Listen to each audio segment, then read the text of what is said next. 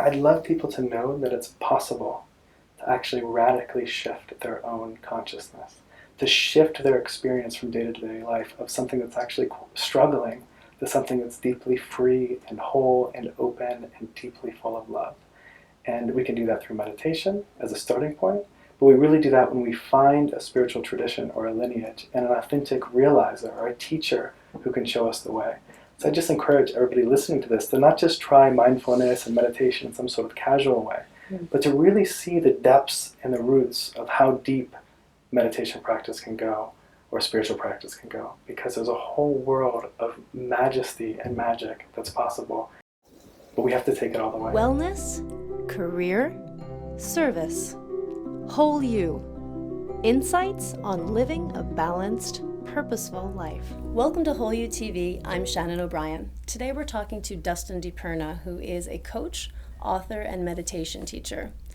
I got to attend one of his workshops, and I'm excited to share some of the footage with you today. Enjoy.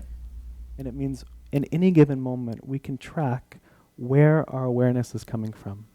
Who is the knower? Where's our subjectivity? And in the most basic of frameworks, we can say that awareness at its most fundamental level is often caught up as our physical body, or is often caught up as thought.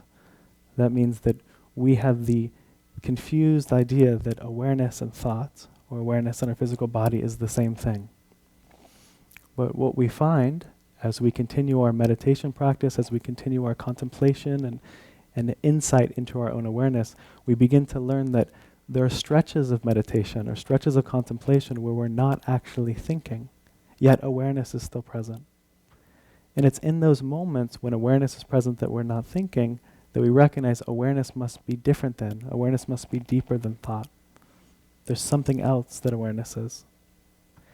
As that trajectory continues to unfold, we begin to realize, wow, my emotions also are always changing. They're always in a flux, always in a flow.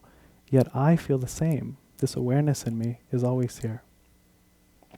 As the path continues, we get the sense that there's a sense of self, a static sense of self that's been with us throughout the course of our life. And we start to identify with that. We say, I am Dustin, or I am Michael. But as we begin to do true meditation practice, what starts to happen is that we begin to see that even that self on a fundamental level changes over time.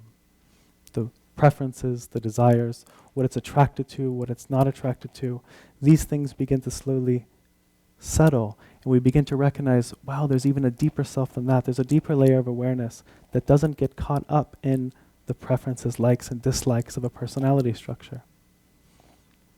As that continues, there's also a sense that the self, by its very nature, is caught in some sort of space-time matrix. So we begin to think that, well, it's this moment now, and then a few moments have passed, and there's still the same self there. And a few moments have passed, and yet there's still the same self there. And we begin to understand that there is a level of our awareness that's always in this ever-present now. There's a level of our awareness that's always here and present, regardless of the passing of time. Dustin, thank you so much for being on Whole You TV. Thank you for having me, Shannon. So we met in grad school, and you shared so many insights with me that were really useful. So I'm really excited that you'll be able to share some with our viewers. Great. So you've gone on to author 3 books. Can you tell us about some of the main concepts in them? Absolutely. So I really did my graduate work looking at the world's great religious traditions. And I saw how that interfaced with psychology and all of the modern ways in which we approach the mind and our direct experience. And all of my writing has really been about that interface between psychology and religion and spirituality. One of the things that I care most deeply about is the fact that our great religious traditions have technologies that transform consciousness.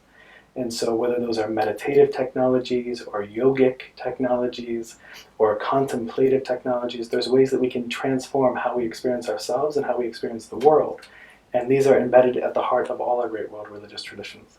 And I've written 3 books now, as you mentioned, one called Streams of Wisdom, another called Evolution's Ally. Both of those books examine religion and psychology and the way that it can transform us. And then the 3rd book is The Coming Waves, which is more of a compilation of essays from other philosophers who are friends of yours. You have this image in your book of a stained glass window, and that it gathers dust, and when you take away the dust, you can reveal the true light to come through the window.